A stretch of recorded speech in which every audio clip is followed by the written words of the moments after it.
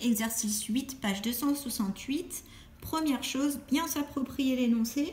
Alors, on nous parle d'un point M qui se déplace de A vers B, donc le long de cette ligne. Les deux points A et B sont distants de 5 mètres. Donc, on a 5 mètres ici.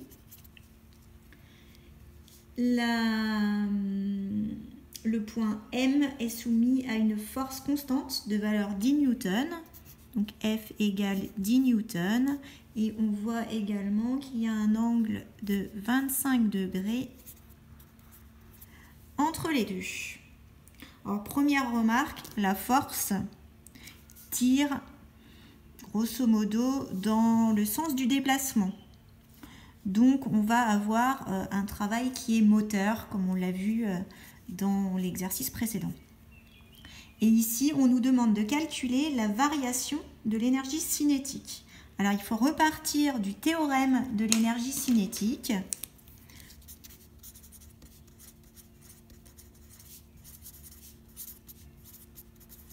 Réfléchissez, essayez de vous rappeler ce que c'est.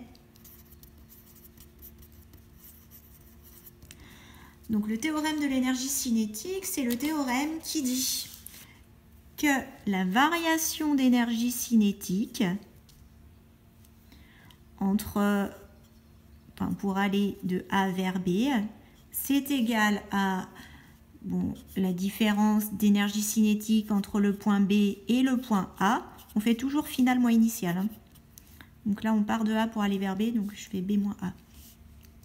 Et c'est égal, ça, au travail de toutes les forces qui s'exercent sur notre système pour aller de A vers B. Alors là, on a une seule et unique force qui est notée F, puisque dans l'énoncé, on nous spécifiait que on suppose que les autres forces exercées sur le système ne travaillent pas. Voilà. Donc le travail des autres forces est nul. Donc ça, c'est le théorème de l'énergie cinétique. On va pouvoir calculer la variation d'énergie cinétique en calculant le travail de la force F. Donc, travail de la force F, vous savez que le travail, on l'a vu dans l'exercice précédent, c'est la force F, produit scalaire AB.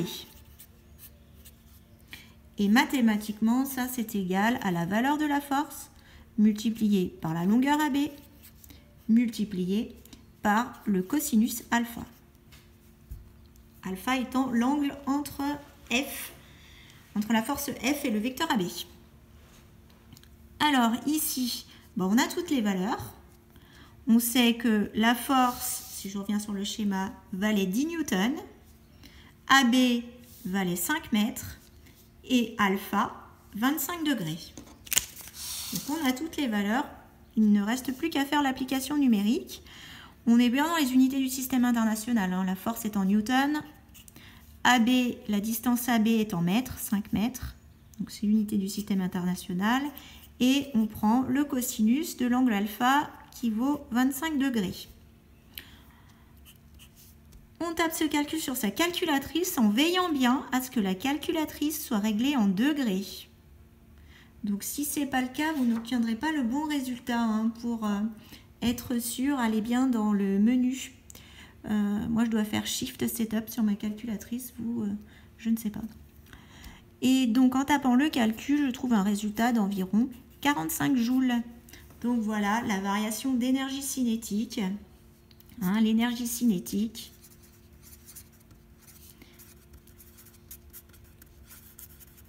Augmente, puisque c'est un signe positif, de 45 joules entre A et B.